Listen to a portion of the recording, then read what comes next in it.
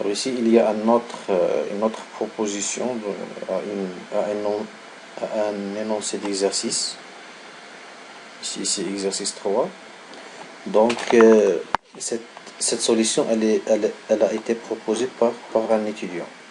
Alors, qu'est-ce qu'il a fait exactement l'étudiant en répondant à l'énoncé qui est ici? Donc, soit le diagramme de cas d'utilisation non complet suivant, il contient deux utilisateurs et plusieurs cas d'utilisation, un nom de système. Et bien sûr, on précise bien ici les limites du système. La question, c'est compléter le diagramme de cas d'utilisation ci-dessus en prenant en compte les règles suivantes. L'assistante doit être capable d'afficher la liste des employés et ensuite peut afficher le détail d'un employé. Elle peut afficher directement un employé en effectuant une recherche par matricule. Une fois le détail de l'employé est affiché, l'assistante peut imprimer son bulletin de paie. Le directeur peut faire tout ce qui est fait par l'assistante. Une fois le détail de l'employé est affiché, le directeur peut lui affecter une mission, modifier son salaire, afficher ses missions et ainsi de suite. Et l'assistante n'a pas le droit d'accéder à ces fonctionnalités, c'est-à-dire elle n'a pas le droit d'afficher le détail. Elle n'a pas le droit de lui affecter une mission, elle n'a pas le droit de modifier le salaire d'un employé, elle n'a pas le droit d'afficher ses missions. Une fois le détail de l'employé est affiché, le directeur peut saisir la prime à un employé. Bien sûr, l'assistante n'a pas le droit d'affecter la prime à un employé. Le directeur ne peut pas saisir la prime sans afficher les missions de l'employé. C'est-à-dire, le directeur ne peut affecter une prime qu'après avoir affiché la liste de ses missions. Alors, les cas attendus par le système, ils sont déjà précisés. Qu'est-ce qu'il manque à faire? Il manque juste à faire les relations nécessaires pour que mon diagramme de cas d'utilisation soit complet et facilement interprétable, et aussi il prend en charge toutes les règles qui sont énoncées en ci-joint. Alors, la solution proposée, elle est celle-là. Alors, l'assistante, le directeur, de toute façon, cette première relation, elle est bonne. Le directeur, il peut ici, c'est une généralisation de l'assistante. C'est pas une assistante, mais ici, juste pour factoriser les traitements. C'est-à-dire, le directeur, il est capable de faire tout ce qui est fait par l'assistante. C'est correct, c'est la première phrase. Alors, après, l'assistante, qu'est-ce qu'elle peut faire? L'assistante, elle affiche le détail d'un employé. Elle recherche. Ici, il y a quelque chose qui ne va pas. Alors, il affiche le détail. Et après, il recherche par matricule. Et recherche par matricule, c'est une extension d'afficher le détail. C'est pas logique. Parce que maintenant, le détail, il est affiché. Pourquoi tu souhaites? Si le détail, il est affiché, à ce moment-là, je peux faire une recherche. Mais c'est déjà, normalement ici, le détail, il est déjà affiché. Alors, comme première remarque, je pense que cette relation-là, plutôt c'est une... Alors, c'est une inclusion. C'est une inclusion qui a ce sens-là. Et celle-là, c'est include et pas extend. C'est-à-dire, pour afficher le détail, je dois faire une recherche par matricule. Ou bien afficher détail employé, c'est une extension, si vous voulez dire, de recherche par matricule. Par contre, moi, je préfère cette solution-là. Alors, maintenant, ça, c'est pour afficher le détail. Une fois le détail affiché, l'assistante peut imprimer le bulletin de paie d'un employé. On vérifie si elle a ce droit-là. L'assistante doit être capable d'afficher la liste des employés. Elle peut afficher directement un employé en effectuant une recherche par matricule. Une fois le détail de l'employé est affiché, l'assistante peut imprimer son bulletin de paie. Oui. Alors ici, c'est correct. Cette relation-là, elle est correcte. Afficher les missions d'un employé. On voit bien ici qu'il y a une relation d'inclusion. L'étudiant, il a mis directeur, il affiche une mission d'un employé. Et pour qu'il affiche ces missions-là, il doit obligatoirement afficher son détail. Cette relation-là, elle est correcte. Et ici, est-ce que l'assistante a ce droit-là? Non, elle n'a pas ce droit. Elle ne peut pas voir afficher les missions d'un employé. Et ensuite, modifier le salaire d'un employé. Ici, non. Ici, il faut, parce que si tu vas faire ici extend, même quand l'assistante affiche le détail d'un employé, elle est capable. Elle est capable de modifier le salaire d'un employé. Alors ici, il faut mettre un include au lieu de extend. Saisir prime employé.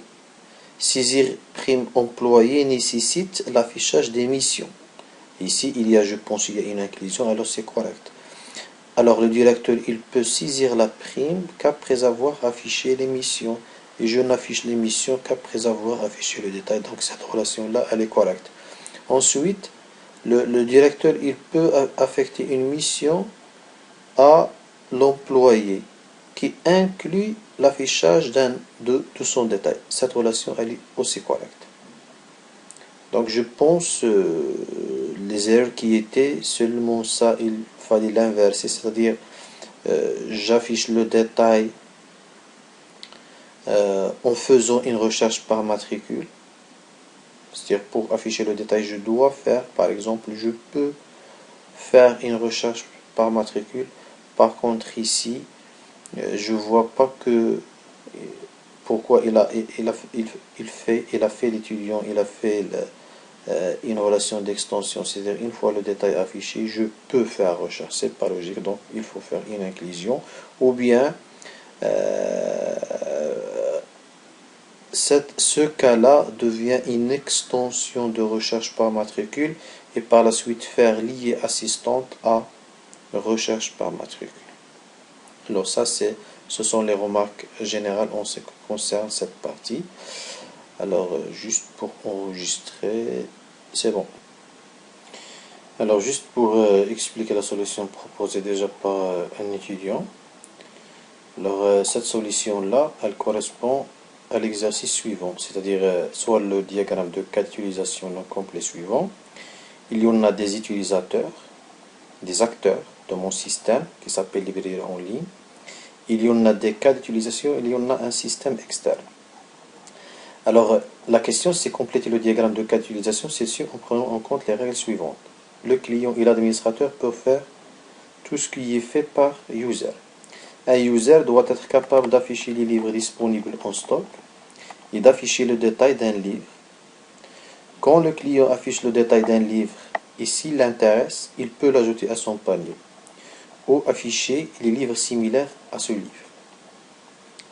L'administrateur n'a pas le droit d'ajouter au panier, c'est-à-dire l'administrateur il ne peut pas réaliser ce cas, ajouter au panier.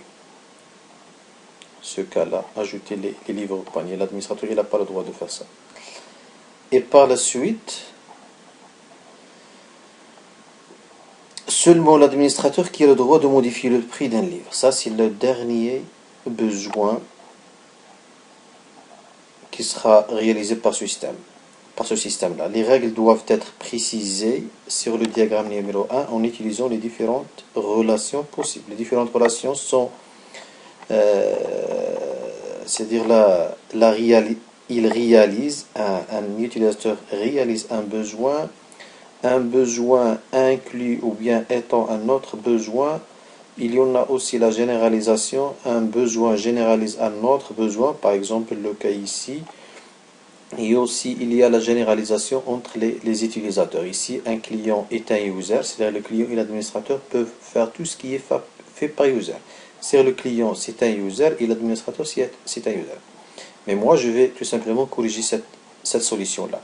Alors déjà on voit que l'étudiant il a annulé l'acteur user, je ne vois pas pourquoi.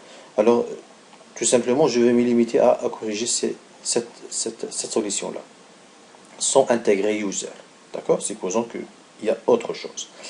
Alors on voit d'abord afficher le détail panier, effectuer paiement et payer par carte. Normalement, ces trois besoins, ils sont jamais utilisés. Il n'y en a aucune relation avec un utilisateur, soit l'administrateur ou bien le client. Alors, qui a le droit d'afficher le détail de panier? Normalement, c'est un utilisateur. Alors il faut bien utiliser cette, cette relation-là d'utilisation, et le client il va afficher le détail du panier.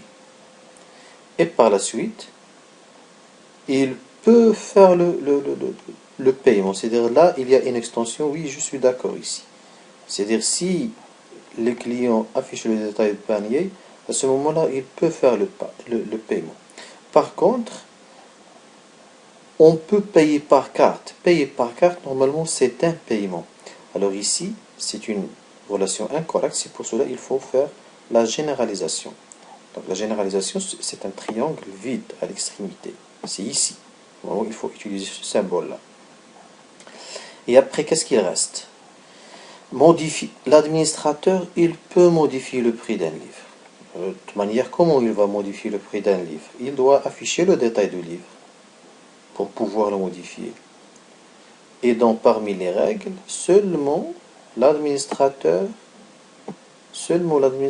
qui a le droit de modifier le prix d'un livre. Alors ici, il modifie le prix, oui, seulement l'administrateur qui a le droit. Par contre, comment il va modifier le prix? En affichant, c'est-à-dire ici, il faut mettre une relation, je sais pas, le style il est où, des pointillés. Alors ici, je vais mettre tout simplement ça parce que j'ai pas le symbole nécessaire. Alors pour moi, il faut faire modifier le prix d'un livre, mais qu'après l'affichage du détail, sachant ici que c'est une flèche discontinue, comme ici, c'est un cas d'extension ici qu'il faut mettre.